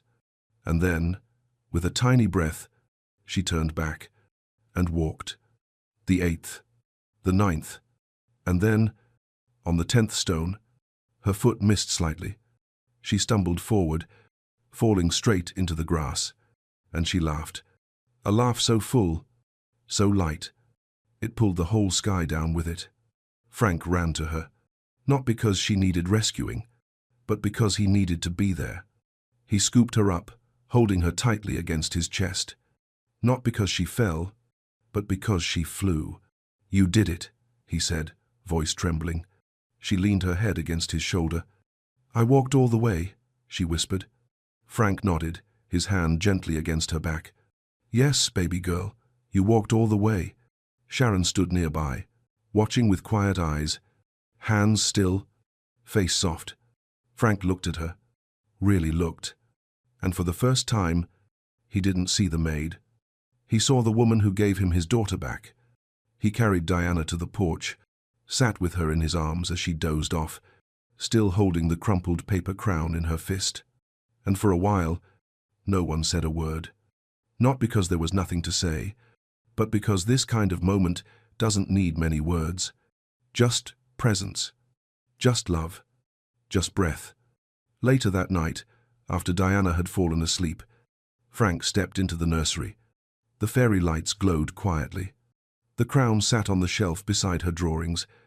He sat on the floor, not on the couch, not at the desk, just on the floor, where stories had been built, where miracles had happened. And for the first time in a long time, he prayed. Not with big words, not with desperation, just something simple, real. "Thank you. Thank you for not giving up when I did. Thank you for sending someone who saw her when I couldn't. Thank you for giving her back to me." 6 months later, the house no longer echoed. It breathed. There were fingerprints on the windows now, crayon drawings on the fridge, shoes by the front door that didn't belong to staff, and a little girl who ran down the hallway every morning, shouting stories to anyone who would listen. Diana didn't just walk anymore. She danced. She climbed. She jumped, not high, not perfectly, but with joy that couldn't be measured in charts. The room that used to be Frank's lab had changed again. It now held low tables, soft rugs, and chairs made for small hands and growing hearts. Children came every week, some in braces, some in wheelchairs, all carrying the same sentence Diana once wore: "She may never." But here, no one spoke those words. Here, they played. Here, they tried. And slowly, step by step, they began to believe something different. It didn't happen with investors. It didn't happen with press releases. Frank never called the media. He didn't need to. Word spread through letters, parents, quiet circles of people who were still waiting for someone to believe with them. He called it the Story Center, because that's what Sharon had taught him. Children don't heal through instructions. They heal through stories their hearts can believe in. Frank stopped running his company full-time. He handed the lead to someone else and spent his mornings here, not behind glass walls, but down on the floor. Sometimes he tied shoelaces. Sometimes he just listened. But every day he showed up. One afternoon, Diana stood at the front of the room with a paper in her hand. She had drawn wings, colored them in soft blues and yellows, "These are my feet," she said, holding them up. "They were sleepy for a long time, but now they're awake, and they want to fly." The room clapped. Frank did too. And in the back corner, Sharon smiled. The kind of smile that knows its place. Not center stage, not in the spotlight. Just there, where the light begins. They never fell in love, not romantically. But something deeper grew between them. A quiet, unshakable friendship. A trust built through the kind of storms that leave people changed. They didn't speak about it much. They didn't need to. Some bonds aren't declared.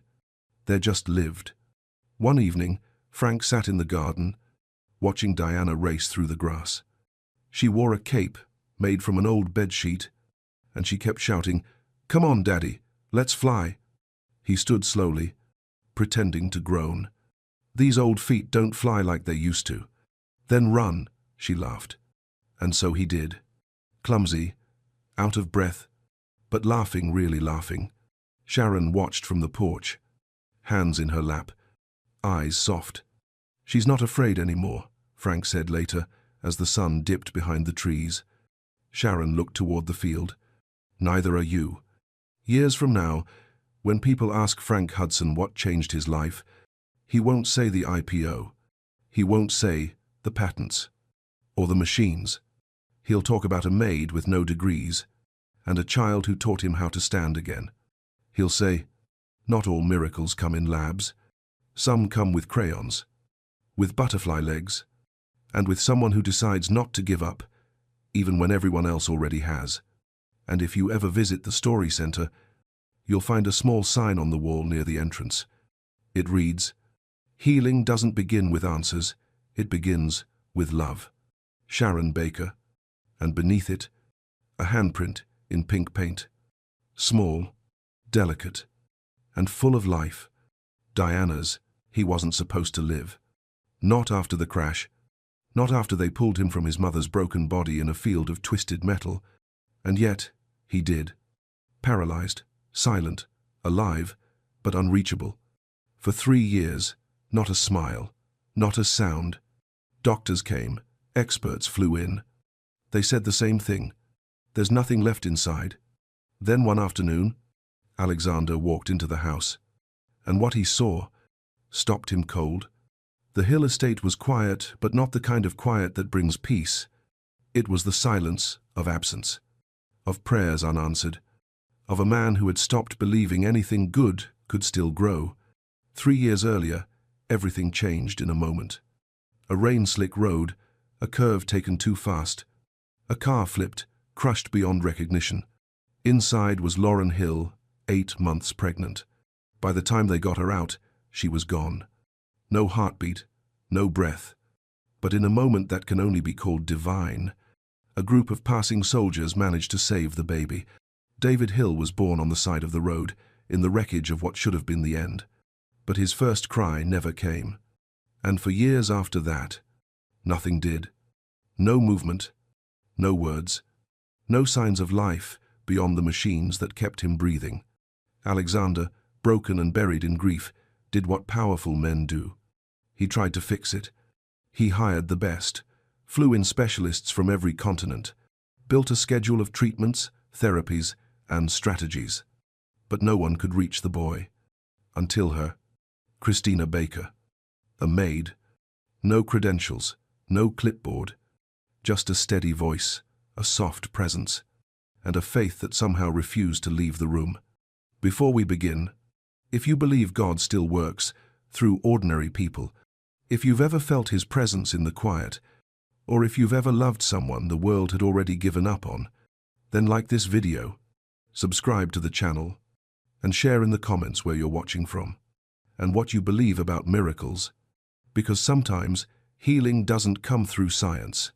Sometimes it comes through the hands of someone who simply refuses to walk away. The house was still, not just quiet still, not the kind of stillness you get from peace, but the kind that lingers after too many years of grief. The kind of stillness that settles in your bones when you've stopped expecting anything to change. Alexander Hill pushed open the front door without thinking. It clicked softly behind him.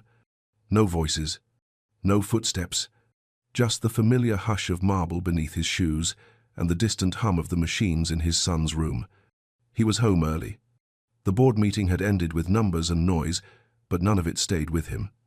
Lately, nothing did. He loosened his tie and stepped into the foyer. And then he stopped. Right there, frozen. His eyes landed on the one thing he had trained himself not to hope for. His son. Walking. Unsteady, wobbly, but walking. Across the wide expanse of the hallway floor. Tiny feet slapping softly against the marble. Arms open, face glowing. And the smile. God, the smile. It wasn't random. It wasn't forced. It was full, real, directed at someone just beyond his field of vision. Then came the sound. A word. A whisper. Tina. It came out fragile, almost floating, but unmistakable. A name. Alexander's briefcase slipped from his fingers and hit the floor with a dull thud. He didn't flinch. He didn't move. Across from his son, kneeling on the floor in a navy uniform, was the maid. Christina Baker. She wasn't touching him. Just holding space. Her arms open, her eyes shining, her whole being lit up like she was watching the sunrise after years of rain. She said nothing. Just waited. Present, still, certain. And somehow, that was enough. David took one more step. Then another. And then he fell gently into her arms. Giggled. Rested his head on her shoulder like he'd done it 100 times before. And Alexander, the man who had spent 3 years building a fortress around his heart, stood in his own house and couldn't breathe. He blinked, thinking maybe it wasn't real. Maybe it was a flicker of light, a trick of memory, some buried dream. But it wasn't. He heard it again. This time softer, but clearer. Tina. A name. Not assigned, not rehearsed. Chosen. And the boy wasn't looking for his father. He wasn't reaching for a therapist, or a nurse, or the million-dollar machines lined up beside his bed. He had walked. To her. The woman Alexander had barely spoken to. The maid who was supposed to clean the house, not change it. He didn't know how long he stood there. Could have been seconds. Could have been hours. But something had shifted inside him. Something that had been cold for a long time. Had just cracked open. He stepped back slowly, letting the moment stay untouched. The door closed behind him with a soft click. And for the first time in years, the silence didn't feel safe. It felt unfamiliar. Alive. He moved down the hallway, his steps slower now. Measured. Careful. Like he wasn't sure if he was still walking through his own house, or stepping into a story he wasn't ready to believe in. A faint hum drifted from the nursery. Not a machine, not a monitor. A voice. Low. Steady. Singing. Not for performance. Not for therapy. Just a lullaby. Simple. Soft. Spoken like a prayer. He paused outside the room and listened. For a long time, he had believed God had left them. He'd buried his name alongside his wife's. But now, standing in this hallway, with the sound of his son's laughter echoing down the walls, he wasn't so sure anymore. Maybe God hadn't left. Maybe he'd just sent someone they weren't expecting. Not a specialist. Not a miracle worker. Just a woman with quiet hands and a heart that refused to give up on a boy who hadn't even learned how to reach. And now, he was reaching. The Hill estate was built to keep things in and to keep things out.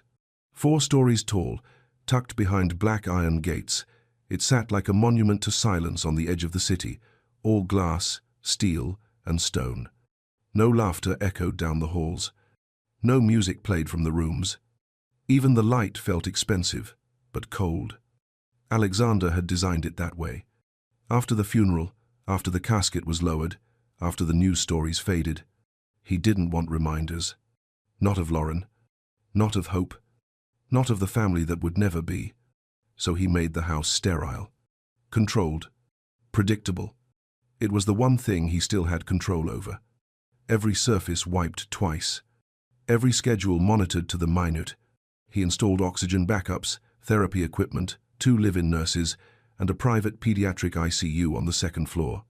No clutter, no mess, no sound. But all the silence in the world couldn't drown out the ache of what wasn't there. David's room sat in the west wing. Wide windows, temperature-regulated floors, a state-of-the-art hospital bed built custom. Machines lined the wall like soldiers. They blinked and beeped and sighed through the night, reminding Alexander that his son was still alive. But barely. The boy had never laughed, never reached for anything. He spent most days staring past the people trying to save him, as if he wasn't sure whether he'd actually made it into this world or not. Alexander told himself it wasn't personal. The doctors said not to expect emotion. They told him David might never know who he was, so he stopped trying to make a connection. He focused on progress charts instead, on results, scans, second opinions. It hurt less that way.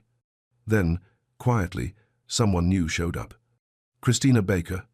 No announcement, no orientation. Just a name added to the payroll and a note from the estate manager. New cleaning hire, good references, quiet type. Alexander didn't notice her at first. That wasn't unusual. Most staff moved through the house like shadows, polite, efficient, invisible. Christina was no different. Black woman, early 30s, simple uniform.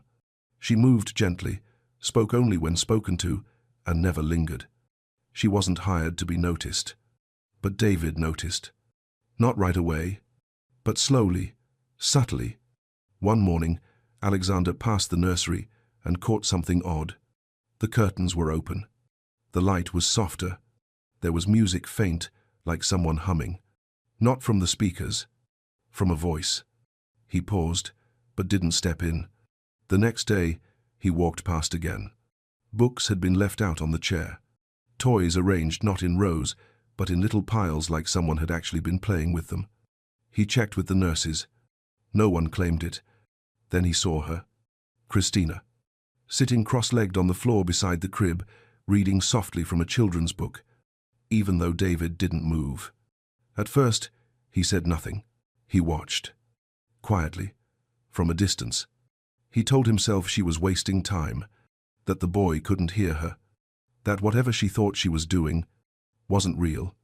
But she didn't stop. Day after day, she showed up, folded laundry while singing under her breath, cleaned the windows while humming lullabies, brushed the boy's hair like he could feel every stroke. It wasn't loud. It wasn't grand. But something in the room had changed, and Alexander felt it. Late one night, unable to sleep, he opened the baby monitor footage out of habit. He'd stopped watching it regularly, most nights were uneventful. But this time, he saw something different. David's eyes were following her, tracking her as she moved across the room. His fingers twitched when she got close. His breathing steadied when she whispered. Christina didn't seem aware. She just kept speaking, like she was holding space for something invisible. "It's okay, sweetheart," she said gently, brushing his forehead. "You don't have to do anything. Just rest. I'm right here." Alexander sat back in his chair, stunned. It wasn't therapy. It wasn't science. It wasn't even measurable. But it was presence. The next morning, he asked one of the nurses quietly, "Has he ever responded to her?" She paused, then nodded. "More than anyone else," she said softly. "We weren't sure if you wanted to know." He didn't answer, because he didn't know. By the end of that week, the nursery looked different. Still clean, still quiet, but softer. There was warmth now, in the way the light fell across the rug, in the way David's eyes lingered a little longer, in the small cloth-bound notebook Christina kept near the crib. Inside were pages of handwritten notes, observations, reactions, moments, things no one else had thought to write down. She wasn't tracking data. She was bearing witness. And that's when something began to shift in Alexander Hill. Not all at once, but like a hallway slowly filling with light.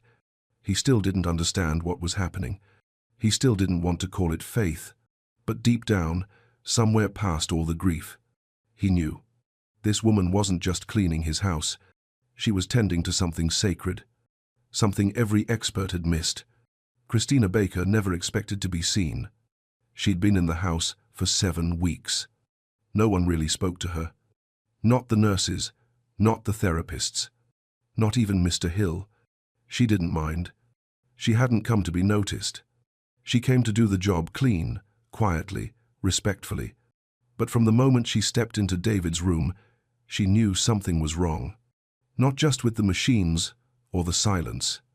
Not just with his tiny limbs curled stiff against the mattress, but with the air. It felt hollow, like everyone had already given up. Like the house itself was holding its breath. That first day, she had paused in the doorway, mop in hand. David lay still, eyes half open, facing the window. She whispered a simple greeting. "Hi, baby." His eyes didn't move, but she spoke again anyway. "It's okay if you don't talk back. I'll still talk to you." And she did. Every day, after that. While folding sheets. While wiping windows. While sweeping the corners no one ever looked at. She didn't ask for permission. She just showed up. Again, and again, and again. In her bag, she kept a small notebook, leather-bound, worn at the edges. It wasn't for work. It was for him. She wrote down everything. Every flicker, every blink, every twitch of his hand when she spoke near him. She wasn't sure what it meant. But she believed something was waking up. Not because of her, but because she was willing to be still long enough to listen. One morning, she found a notebook behind the bookshelf in the nursery. Old, dusty, nearly falling apart. Inside the handwriting of a woman she'd never met. Lauren Hill. The pages were filled with prayers. Letters to a baby she hadn't held yet. A lullaby she'd written in the final month of her pregnancy. "If you ever forget my voice," it read, "let this song remind you that I was here, that I loved you before I ever saw your face." Christina traced the words with her fingers. Then, quietly, she began to hum the tune. That afternoon, David blinked. Once, twice. Then again when she sang it near him. She leaned closer. "You know that song?" she whispered. His fingers curled slightly. She didn't call the nurses. She didn't log it in the system. She just sang the lullaby again. Not loud. Not for results. But like a prayer. Alexander passed by the door later that evening. Paused for a moment. Watched as Christina sat beside the crib, humming softly, a book open in her lap. He didn't say a word. But she felt him watching. That night, she wrote in her notebook, "He looked at me today. I think he's starting to remember this world." The next day, the shift became undeniable. David followed her voice when she moved across the room. His hand twitched when she brushed past the mobile above his bed. His breathing deepened when she touched his shoulder. And then a sound. Not a word. Not quite. But a low murmur. A broken breath shaped like something trying to be spoken. Christina froze. Tears rose before she could stop them. She reached down, her hand resting on his. "You're not alone," she whispered. "You've never been." Alexander heard it on the baby monitor later that night. He replayed the clip 5 times. Then again, a noise. From David, directed at her. He stormed into the nursery the next morning, not angry, but rattled. Christina was stacking books on the shelf. She turned calmly when he entered. "Did you teach him that?" he asked, eyes sharp. "No," she said softly. "I didn't teach him anything. I just showed up." He made a sound.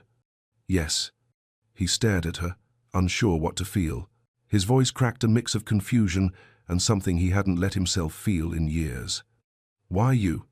Christina stepped forward, voice gentle. "I think children know when someone sees them. Not with eyes, with spirit." He didn't answer. But he didn't walk away either. That evening, Christina found David's baby monitor disconnected. She didn't ask why. But the next day, Alexander stood in the corner of the nursery longer than usual. He didn't say a word. Didn't try to interfere. Just watched her sing. And for the first time, he didn't see the maid. He saw the woman who had stayed. The one who had shown up, even when the rest of the world had walked away. The house was quiet, but not like before. There was something inside the stillness now. A tremble, like the walls were waiting for something to happen. It had been 2 days since David made that sound. 2 days since Alexander had watched, in disbelief, as his son, the boy he was told would never speak, tried to shape a word. Not with intention, not perfectly, but clearly, for someone. For her. Christina hadn't mentioned it since. She didn't bring it up, didn't celebrate, didn't make it about her. She just kept showing up. Each morning, she folded his pajamas into soft rectangles. She opened the curtains just a little more. She sang the same lullaby with the same quiet reverence, as if she were singing it to heaven itself. And David responded, not with full words yet, but with presence. His fingers stretched toward her when she got close. His chest rose and fell in rhythm when she whispered. And sometimes, just for a second, he smiled. Alexander didn't know what to do with any of it. He wasn't angry. He wasn't grateful. He was afraid. Because this wasn't what the doctors promised. This wasn't what the money was for. There was no science behind lullabies. No research study in gentle hands and quiet prayers. No measurable data in presence. He stood at the nursery door longer now. Sometimes just outside the frame. Sometimes in full view. He watched the way Christina looked at his son. Not with pity, not with fear, but with faith. And it made something ache in him. Something deep. Something old. One night, long after everyone had gone to bed, Alexander sat in his late wife's music room. The piano was still covered with a cloth. Her journal sat on the shelf, undisturbed. Everything was where she'd left it. He opened the notebook, turned the pages slowly. The ink had faded, but her words were still alive. Lyrics. Melodies. Notes to a child she never got to meet. I hope you love softly. I hope you find someone who sees you. And when you forget who you are, I hope a song reminds you. He closed the book and rested it on his lap. The silence in the room felt different now. Not empty. Just waiting. The next morning, it rained. Hard. Wind against the windows. Thunder in the distance. David was restless. His eyes darted toward the storm, his breathing shallow. Christina stayed close. She held his hand, hummed to calm his nerves. And then, he said it. Ma. It came like a breath. Soft, cracked, barely formed. But it wasn't a sound. It was a word. Christina froze. Tears filled her eyes before she could stop them. Her hand went to her mouth. Across the hall, Alexander heard it. He didn't rush in. He walked. Slowly. Carefully. Like he was approaching something holy. He stepped into the room. David was looking at Christina. His mouth open, trying again. Ma. Not loud. Not clear. But real. Alexander stood still, eyes locked on his son. He hadn't heard that word in 3 years. Not since the night Lauren died. He's naming you, he whispered. Christina didn't speak. She just nodded, tears falling freely now. Not out of pride. Not out of surprise. But out of love. He knows who I am, she said softly. The room held its breath. Even the storm outside seemed to still. And in that silence, something broke open inside Alexander. Not all the way. Not yet. But a crack. Big enough for light to come through. Later that night, Christina found him standing by the nursery door again. This time, he didn't look away. Do you think she'd be proud? He asked, voice hoarse. Christina turned to him, gently. I think she'd be grateful. He still remembers how to love. Neither of them spoke for a while. They just stood in the quiet, listening to the soft sound of David's breathing. And, somewhere deep inside the house, in the space where grief had made its home, hope was making its way back in. They called it an anomaly. The sound David made, the way his eyes followed her, the movement in his fingers when Christina touched his hand. Dr. Kent flew in from Sweden 3 days after the incident.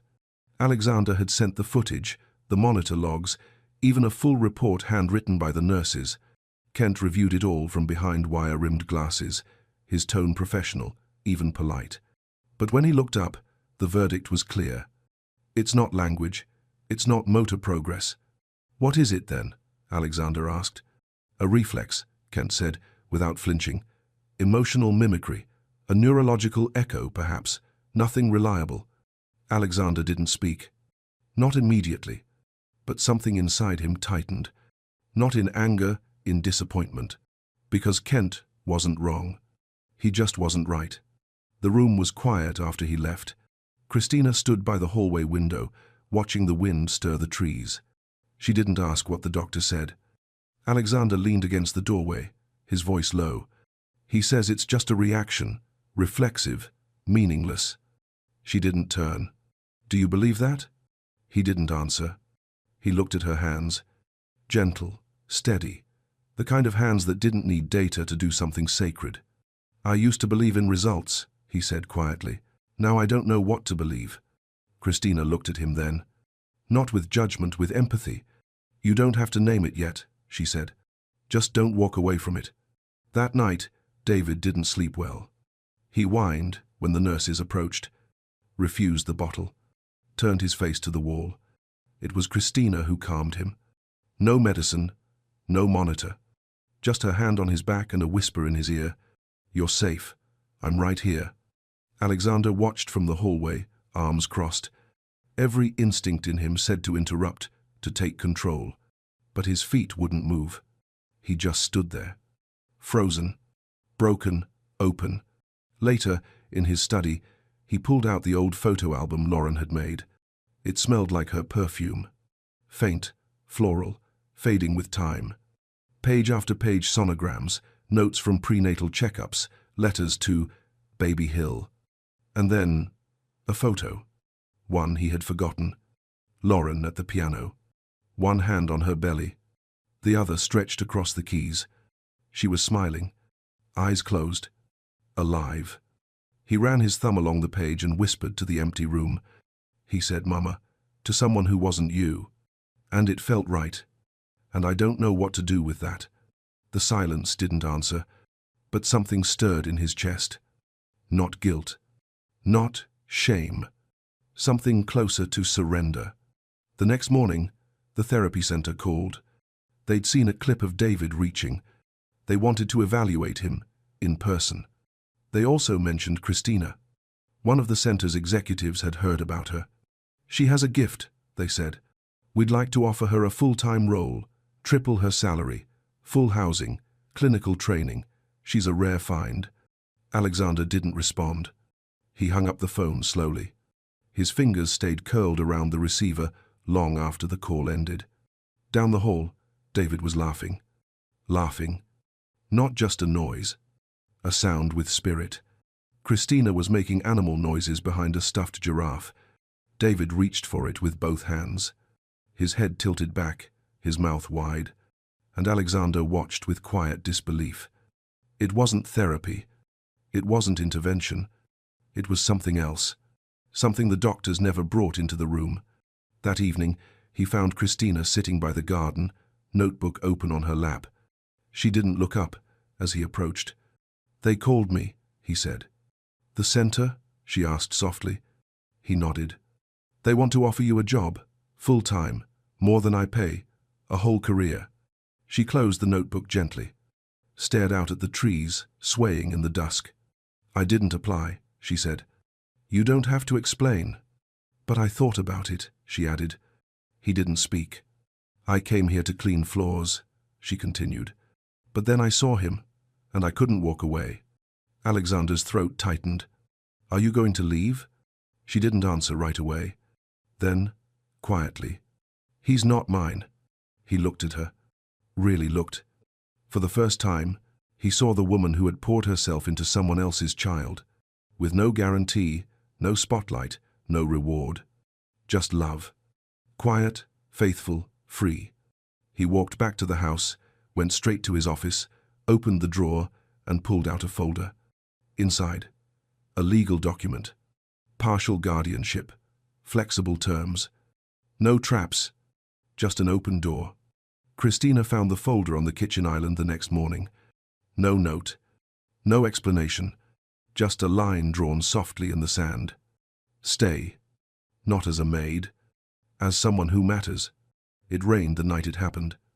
A steady, low hum against the glass. The kind of rain that didn't shout. It lingered. Soft, persistent, like it was trying to wash something clean. Christina was in the nursery, humming under her breath. Same lullaby, same rhythm. She didn't look tired, but something in her eyes had changed. She moved a little slower, didn't linger as long. When she picked David up, it was careful, not casual. Alexander noticed. Even David noticed.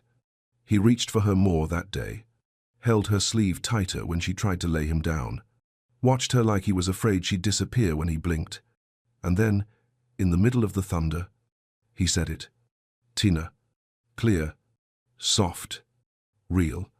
Christina froze. Her hands dropped slowly to her sides. Her eyes welled, but no tears fell. She looked at him like her heart was breaking in the most beautiful and terrible way.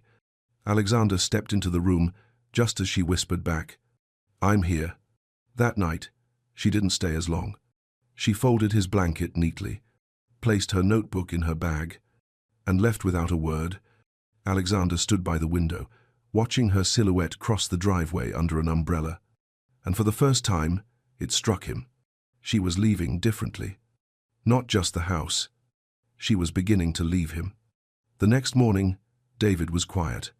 No smiles, no giggles, just silence. He lay on the rug where he and Christina usually played, staring at the door. The nurses noticed. Tried toys, music, sensory games. Nothing worked. He didn't cry.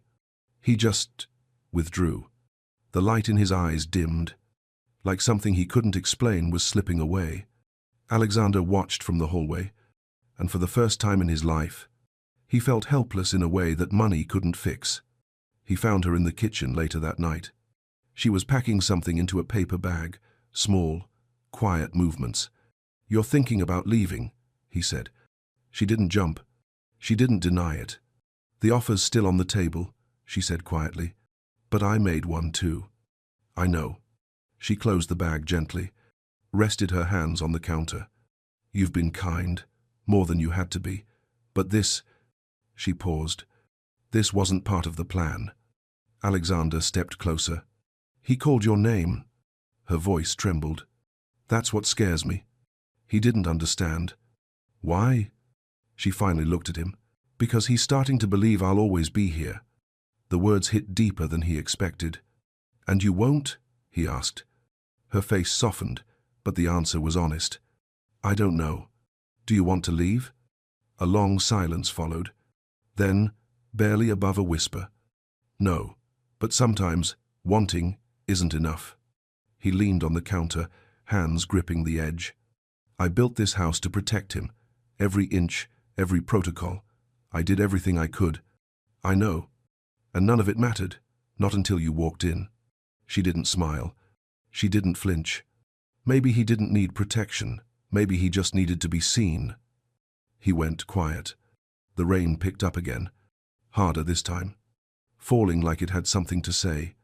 Later that night, he found the paper bag she left on the table. Inside was the lullaby, Lauren's handwriting, folded neatly beside a note in Christina's hand. "He remembers her voice because you let her stay in this house. He found mine because I stayed when no one asked me to. But love like this can't live in limbo forever." He walked down the hall, stopped outside David's room. The boy was asleep, arms wrapped around the stuffed giraffe Christina had given him. His chest rose and fell slowly. But even in sleep, he looked like he was waiting. Alexander stayed at the door long after midnight, and for the first time, he didn't ask what to do. He asked what he was willing to lose. The house felt different now. Not louder, not warmer, just honest. The kind of stillness that follows after something sacred has been said out loud. Not broken, but open. Christina came to work the next morning. No bags, no announcements. Just her, moving through the house with the same quiet grace. the same soft voice. But something had shifted. Alexander noticed it when she passed him in the hall. She nodded, polite, present, but her eyes didn't linger. There was no coldness, no anger, only space, like she was giving him room to decide what kind of man he wanted to be. David noticed it too. He didn't laugh that day, didn't babble or stretch his hands as much. He stayed near the window, tracing the fog with one finger. Waiting. Christina didn't force it. She didn't try to reclaim his attention. She sat with him on the floor, soft music humming in the background. Read aloud even when his eyes wandered. Sang the lullaby even when he didn't respond. She had never come for results. She came to love him, whether or not he reached back. Alexander spent most of the day in his office. The guardianship folder sat unopened beside him, still unsigned. The pen lay next to it, like a quiet dare. He stared at the paperwork, line after line of legal language designed to offer structure, security, permanence. But no contract could define what Christina had become to his son. She wasn't his mother. She wasn't his nurse. And yet, when David said her name, he said it like it meant safety, like it meant home. By afternoon, Alexander found himself outside the nursery again. He didn't step in, just stood at the edge of the doorway, watching. Christina was drawing with David on the rug. Large crayons, simple shapes. A sun, a tree, a crooked house. David looked up and made a soft sound. Not a word, not yet. But intent was there. Christina smiled at him. "It's okay," she said. "You don't have to say everything. I already know." Alexander felt the weight of those words settle in his chest. He realized how long it had been since anyone said something like that to him. Later that night, he passed the kitchen. She was there again, wiping down the counter, slow and thoughtful. He walked in, quiet. "I saw the drawing," he said. She turned slightly, unsure where he was going with it. "He drew a house," Alexander continued, "and a stick figure with curly hair. That's you, right?" She smiled softly. "He didn't tell me. He doesn't have to." There was a pause. Full. Fragile. Then Alexander placed something on the island. The guardianship folder. This time signed. "It's not everything," he said, "but it's something. Something real." She didn't touch it. Not yet. She looked up at him slowly. "Why now?" she asked. His answer came without hesitation. "Because when he reaches for you, it's the only time I know he feels safe, and I've spent 3 years trying to give him that, but you already have." "This isn't just a job, Alexander," she said gently. "This is a life." "I know. And once we say yes to that, we can't go back." "I don't want to." He looked at her. Not as an employer. Not as a man trying to fix something. Just a father. A man who had failed to keep love alive, and was now being given a second chance. She reached for the folder. Not with haste. Not with fear. She just laid her hand on it, quietly, and nodded. The next day, the house began to change. Curtains stayed open. The hum of machines was joined by faint laughter. Toys were left where David last played with them. Books, half finished. Drawings taped gently to the fridge. Life wasn't being kept under glass anymore. It was being lived clumsily, honestly, beautifully. That evening, they had a picnic in the garden. Just the 3 of them. No celebration. No photographers. No staff. Christina baked a cake. David smashed it with both hands. Alexander laughed without thinking. Really laughed. It was uneven, awkward, like a man learning how to breathe again. At one point, a neighbor leaned over the fence. "Are you the nanny?" they asked Christina. Before she could respond, David waddled up with frosting on his cheeks and sticky hands outstretched. "Mama," he said, loud, clear, without hesitation. Christina froze. Alexander looked at her. No words, but in his eyes, "Thank you." It was quiet again. Not the silence of grief. Not the hush of a house holding its breath. This was a different kind of quiet. Soft, living, awake. the kind that exists in early mornings, before the world remembers to be afraid. 1 week had passed since the picnic, since David looked up, hands covered in frosting, and called her Mama. Since Alexander stood in the garden, stunned, and didn't correct him. He hadn't said the word himself, but he didn't have to. In his eyes, it was already true. Inside the nursery, the room had changed. Not dramatically, just enough. Toys weren't arranged anymore. They were left where David had dropped them. Books stayed open, mid-story.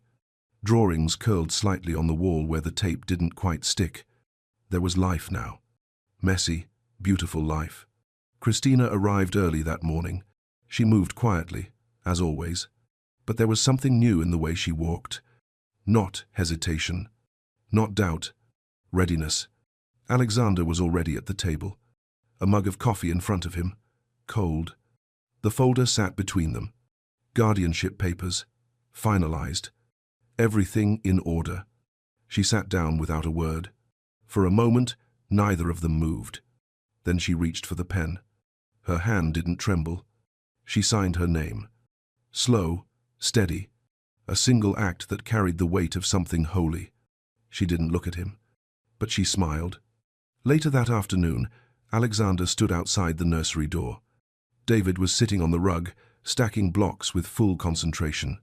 Christina sat beside him, her legs crossed, head tilted, humming softly. David looked up and pointed. "Tina," he said, grinning. Then, without thinking, he climbed into her lap. She wrapped her arms around him like it was the most natural thing in the world. Alexander's chest tightened, not with fear, not with jealousy, but with something that felt like awe, because for the first time in years, his son had chosen someone, and someone had chosen him back. That night, they sat on the back porch. The sky was heavy with stars. David had fallen asleep an hour earlier, curled between his stuffed giraffe and the lullaby notebook. Alexander handed Christina a cup of tea. "You didn't have to say yes," he said. "I didn't," she replied. He glanced at her. "But you did." She nodded. "Because love is a choice, and I'd rather choose him with no guarantees than walk away with everything safe." The words hit deeper than he expected. "I don't think I ever chose him," he said. "Not fully. I loved him, but I was scared to love something that might leave me again." "He never asked you not to be scared," she said gently. "He just needed you to stay." They sat in silence for a while, the kind of silence that doesn't ask for anything. Then Alexander spoke again, barely above a whisper. "Do you think I failed him?" Christina looked straight ahead. Her voice came soft, but full of conviction. "No, I think you were broken. And broken people don't fail. They just take longer to heal." "And what about you?" he asked. "Are you healed?" She exhaled. "I think I stopped waiting to be." The next morning, something changed. It was subtle, but real. David stood without support. Just for a second. Just long enough to wobble in place, arms stretched toward the kitchen where Christina stood washing fruit. "Mama," he said, and then he laughed. It wasn't controlled, wasn't coaxed. It just came, full of joy, full of breath. Alexander stood behind him. He didn't rush forward, didn't call a therapist, didn't reach for his phone. He just watched and smiled. That night, he tucked David in himself. The machines were quieter now, less intrusive. David blinked slowly, fighting sleep. "Daddy," he murmured. The word was soft, still forming, but real. Alexander sat at the edge of the bed. "I'm here." David closed his eyes, and for the first time, he didn't stir when the lights dimmed. He just slept, peacefully. In the hallway, Christina waited. "He said, Daddy," she whispered. Alexander nodded. "He's choosing both of us." They stood there, just outside the door, surrounded by quiet. Not as a man and his maid, but as something closer to a family, still forming, still fragile, but real. And in the silence, hope didn't whisper. It stayed. It had been 6 months. The house didn't look like it used to. Curtains were always open now. Toys lived on the floor like they belonged there. Music floated through the halls, sometimes soft jazz, sometimes lullabies, sometimes just Christina's voice humming under her breath. The marble still shone. The machines still clicked in quiet corners. But the cold was gone. It had been replaced by something slower and alive. David was stronger now. He still needed help standing for too long, still struggled with words sometimes, but he laughed often. He reached. He sang pieces of songs when Christina made pancakes, and when she left the room, he always looked for her. The therapy center had followed up 3 times. Each time, Christina politely declined. She never raised her voice, never explained herself. She didn't have to. She had already made her choice. She stayed. One Saturday morning, Alexander walked out to the backyard with a mug of coffee in hand. The air smelled like spring. In the center of the garden, a new swing set stood, adaptive, custom-designed, built with Christina's notes. David sat in the padded swing seat, giggling, legs kicking gently. Christina stood beside him, giving soft pushes, murmuring encouragement. The sun lit her curls like a halo. Alexander stood back, watching. Something about the scene made him still, not because it surprised him, but because it didn't anymore. A neighbor leaned over the fence. "Is she the nanny?" Christina turned, about to answer, but David beat her to it. He pointed, his voice loud, sure, proud. "Mama!" The word cut through the morning like a song. Christina's hands went still on the swing ropes. Her eyes widened, mouth slightly open. Then a smile broke through, wide and wordless. She looked at Alexander. He was already looking at her. He didn't say anything. Didn't need to. His face said everything. "Thank you. I see you. He's yours, too." Later that evening, after the sun had slipped behind the trees and the yard was quiet, they sat on the nursery floor, just the 3 of them. David leaned against Christina's side, eyelids heavy. One of his hands rested on Alexander's knee. The other curled around the edge of his blanket. The lullaby notebook was open beside them. A page, dog-eared. A corner torn from where David had once tried to eat it. No one was in a hurry to speak. Then Christina whispered, "Do you think she'd be proud of him?" The room held still. Alexander didn't answer right away. He looked down at the boy between them, at the small body once surrounded by machines, at the breath that now came freely. "I think," he said slowly, "she'd be proud of all of us." David stirred, murmured something soft. Neither word nor sound. Just trust. And in that moment, the nursery, once cold, once quiet, once guarded, felt like something else entirely. Not a hospital wing, not a waiting room for progress, but a home. They sat there a while longer, no need for words. Alexander's hand rested gently on Christina's.